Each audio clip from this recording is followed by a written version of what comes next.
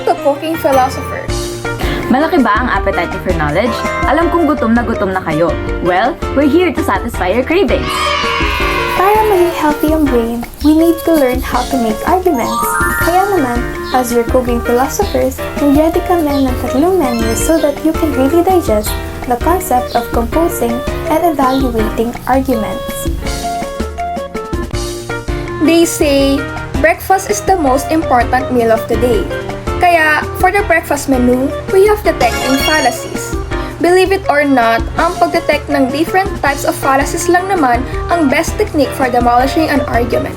Kaya dapat alam mo to as a critical thinker. Para lalo nating maunawaan ang mga fallacies, gumamit tayo ng isang situation na pwedeng i-apply ang mga ito. Kunwari, may malubhang sakit si Kim Mingyu. Kung kaya pinropose mo na nakabubuti kung siya ay bigyan ng euthanasia. Linabanan ito ni Suno. Ang sabi niya, I understand why you are proposing to murder Mingyu. You have never been close to him. You hate Mingyu. You have an evil mind and a heart of stone. Ito ay isang halimbawa ng argumentum ad hominem kung saan nakadirekta ang argument sa tao imbes na sa punto nito. Argumentum ad baculum appeals through the use of force kagaya ng threat, intimidation, at strong arm tactics. In this case, tinakot ka ng tatay mo na si Sung Chol at sabi niya na pag pinagpatuloy mo to ay he will disinherit you, throw you out of the house, stop your schooling, and not talk to you ever again. Argumentum ad misericordiam appeals through pity. Halimbawa nito ay ang pagsabi ni Won Young na, think of his 11 children. And life is the most precious possession of a human being. Are you depriving him of this chance?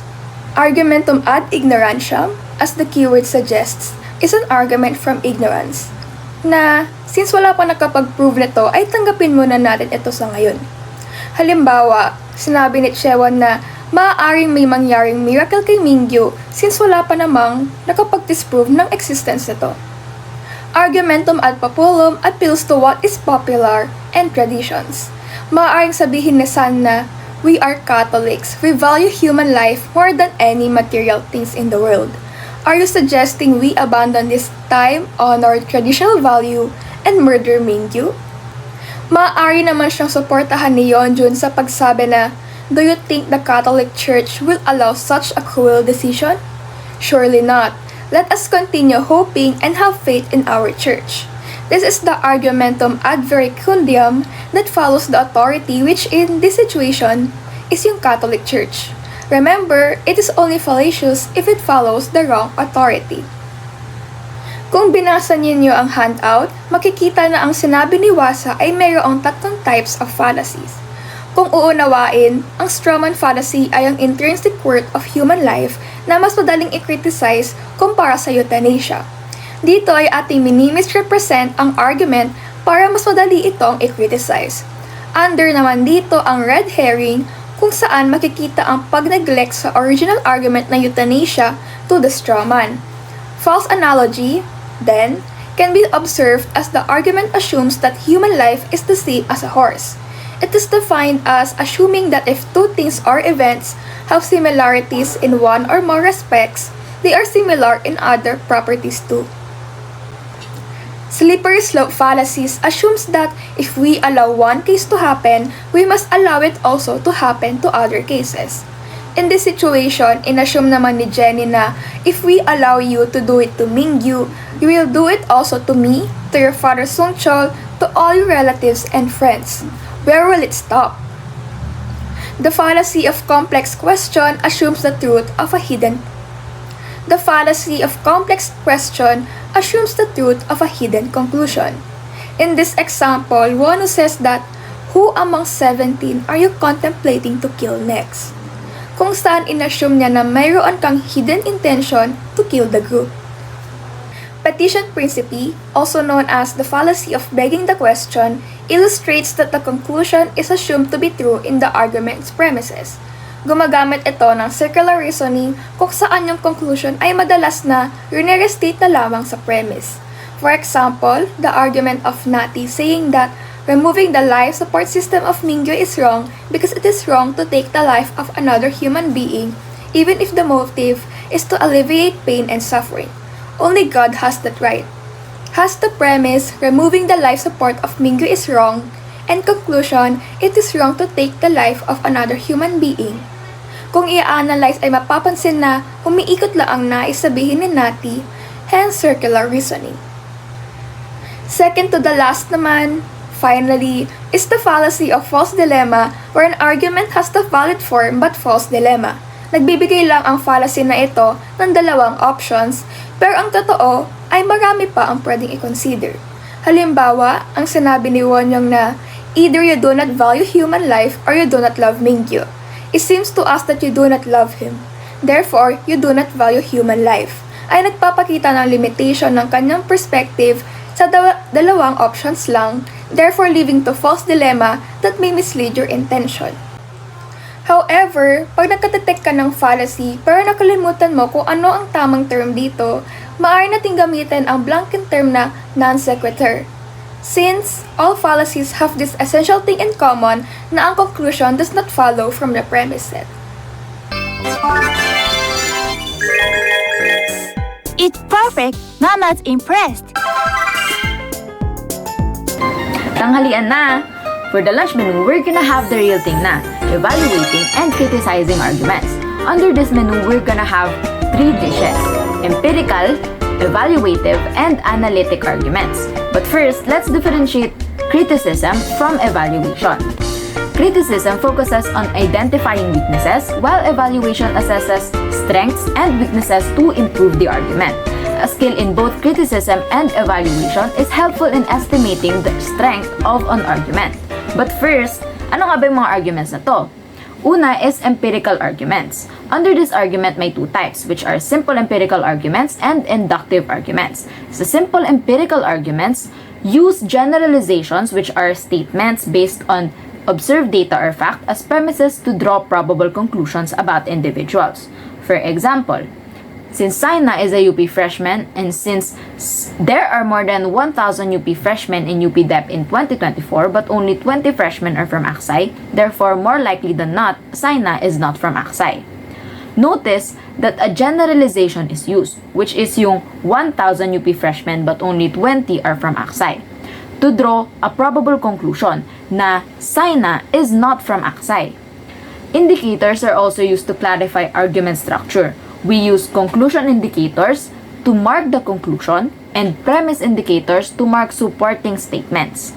Remember, the strength of a simple empirical argument hinges on the reliability of its premise, which means strong generalizations provide stronger conclusions. Next type is inductive arguments. Inductive arguments involve drawing broader conclusions from specific observations, where claims about most require more evidence than claims about many. Compare these 2 examples. Notice na nung inad na yung third premise sa example number 2, which is yung 80% of PHILO 1 students batch 2024 come from rich families, which is a statistical generalization, nag-increase yung support provided by the premise to set the conclusion. Moving on, sa analytic argument, same lang yung structure niya sa empirical argument, pero yung major difference is yung major premise is hindi isang empirical generalization, it's an analytic statement. Sa Module 2, we learned that analytic statements are definitions or well-formed formula of a formal system. Pag magiging analytic argument na, paano ba siya mag-work? Here's the ingredients. Una is yung definition. It is a fact or a rule that doesn't change, like a well-formed formula. For example, all triangles have angles that add up to 180 degrees.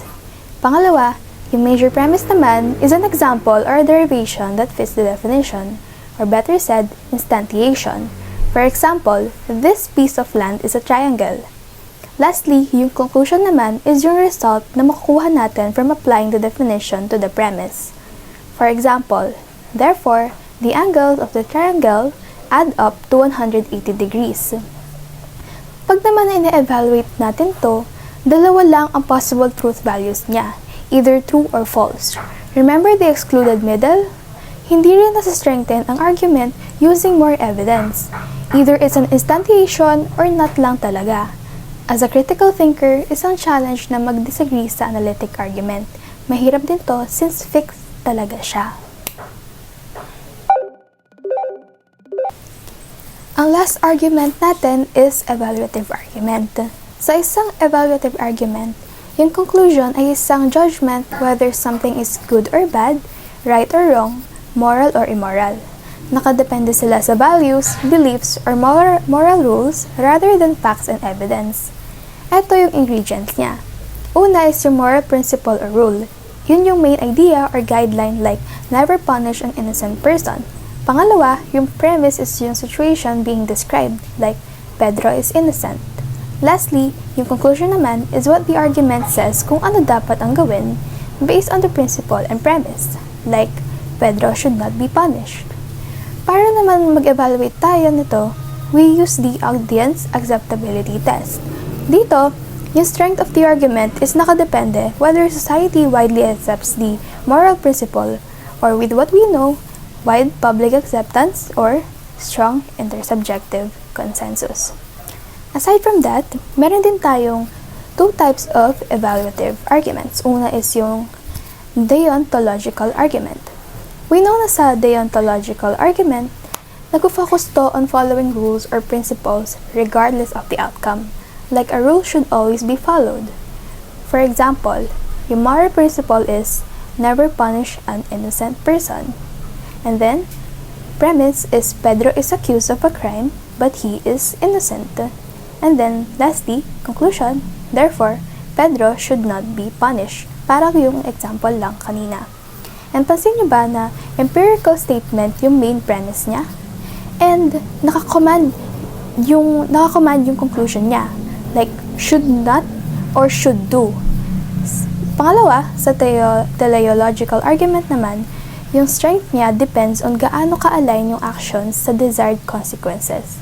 If the premises are accepted as true, then the conclusions logically follow agad based on the definition of good in the context of those actions. For example, yung definition natin is all actions in accordance with God's will are good. And then, pangalawa yung premise, the 10 commandments are in accordance with God's will. And then, in conclusion, therefore, you ought to obey the 10 commandments. Here naman yung mga mas detailed pang steps sa techniques for appraising evaluative arguments. Una, identify the type of argument. Dito, i-determine mo muna kung empirical ba siya, analytic ba siya, or it's evaluative. This helps you to understand what kind of support the conclusion needs. Pangalawa, you examine the premises. Dito, i-assume muna na the premises are true and tignan mo kung nasusuport ba yung conclusion strongly, moderately, or weakly. If hindi, this indicates a weak argument. Pangatlo, challenge the truth of the premises. Look for any false premises or yung mga mahirap i-verify. If false yung isang premise, the whole argument is weak na. Pangapat, challenge the truth of the conclusion. Try mong i-prove the conclusion false or unlikely by providing a counterexample. Effective to weaken the argument. Lahat ng mga sinabi ko is important sa mga debates and discussions about moral and ethical issues. Kaya hasain mo pa ang skills na yan. It's perfect. Mama's impressed. Hello guys, I'm back. And this is my daily reminder na don't forget na maghapunan bago matulog. For our dinner menu, it is about composing complex arguments. Food for the brain talaga ang complex arguments. Pero parang mahirap siya, no? Ha? Complex nga kasi siya. Pero don't worry. I-guide namin kayo for the step-by-step process kung paano ito ginagawa. Composing complex arguments is basically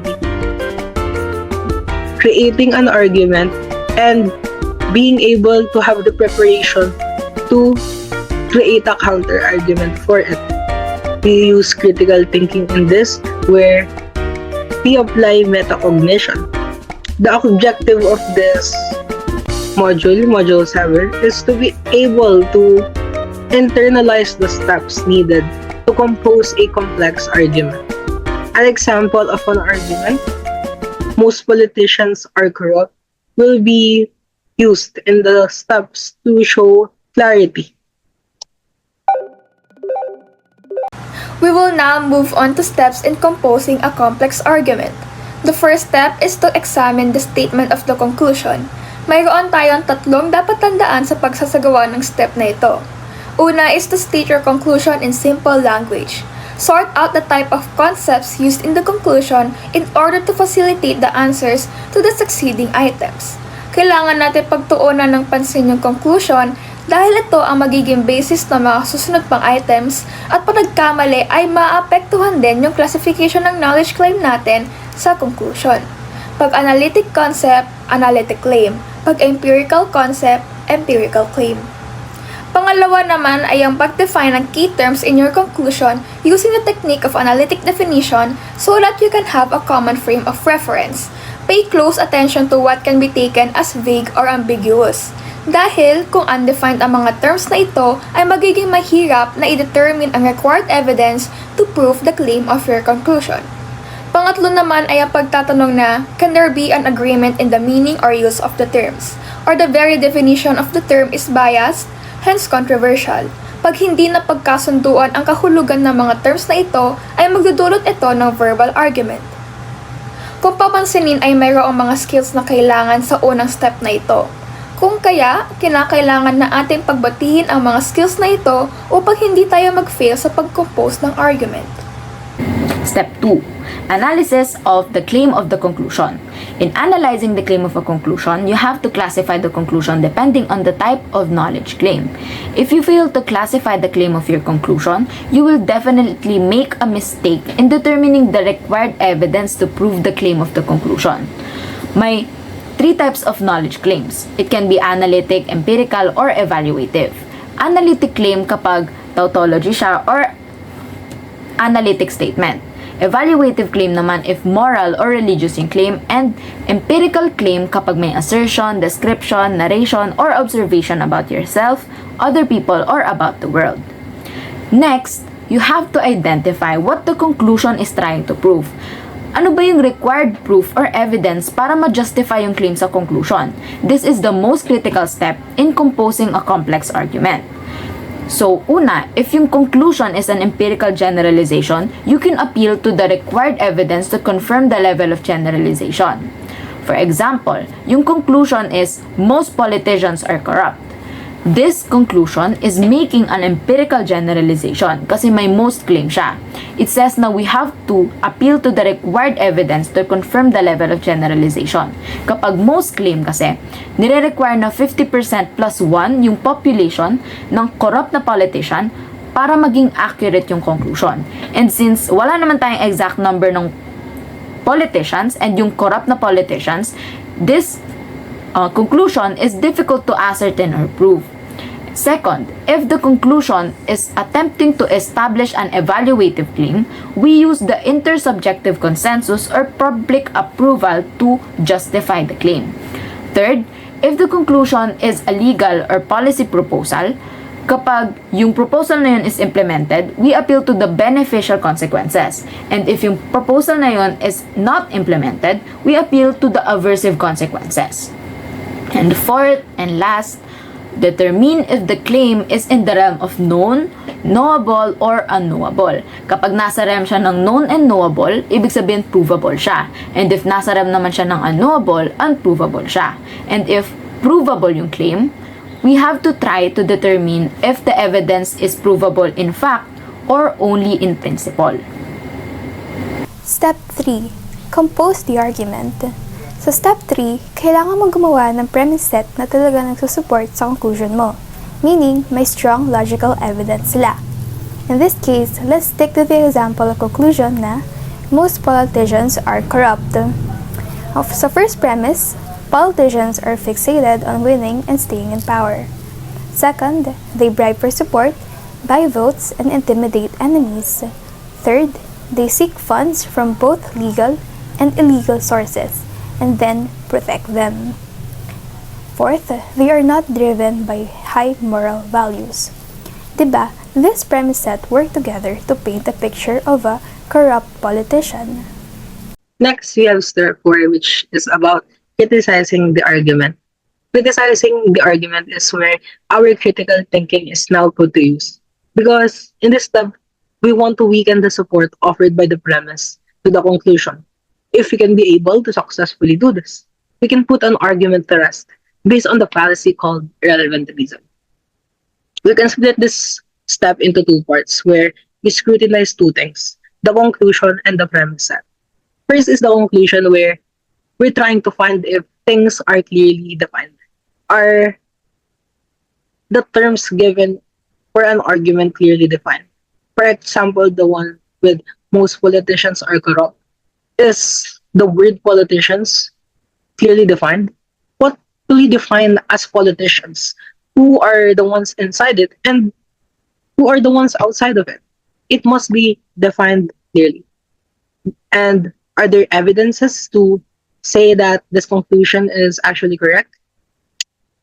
Then, if we're trying to disprove like empirical arguments, we have to give counter examples of how this isn't the case. And if we're disproving evaluative arguments, it must be through intersubjectivity consensus. How we must show that not many agrees with this sentiment. Next part is where we scrutinize the premise set. Are there premises with repeat thought and redundancy? Then that's not a good argument if we have those things. Check whether the premises are empirical, evaluative, or analytic. This is what the foundation will be.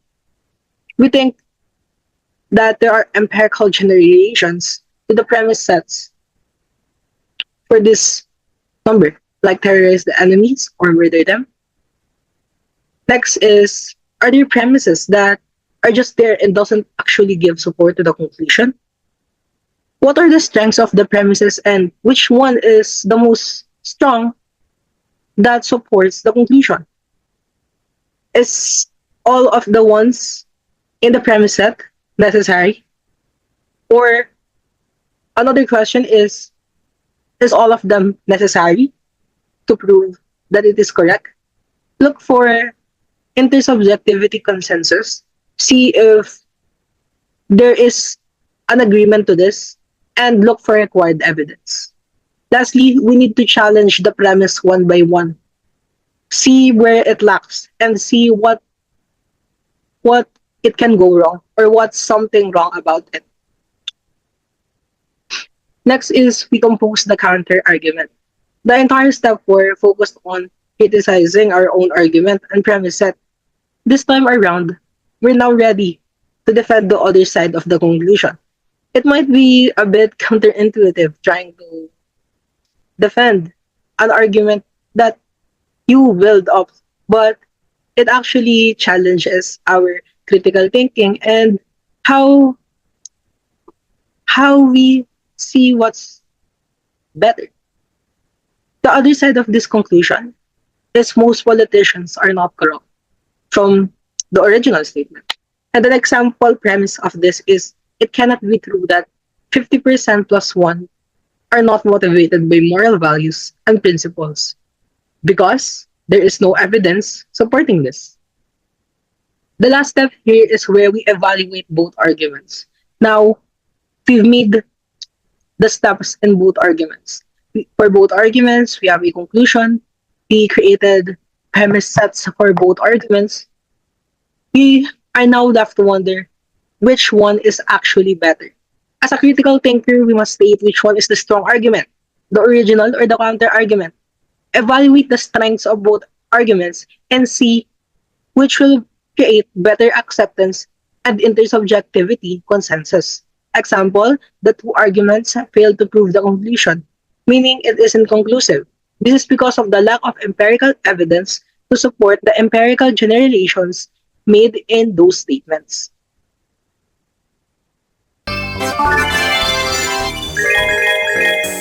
It's perfect. Mama's impressed. So, nasatisfy ba ang cravings nyo Bukod dito ay ninanais namin na mayroon kayo natutunan sa 3 recipes o modules na ating pinag-usapan ngayon. Muli, kami ang Cooking Philosopher at thank you so much sa pagkikinig.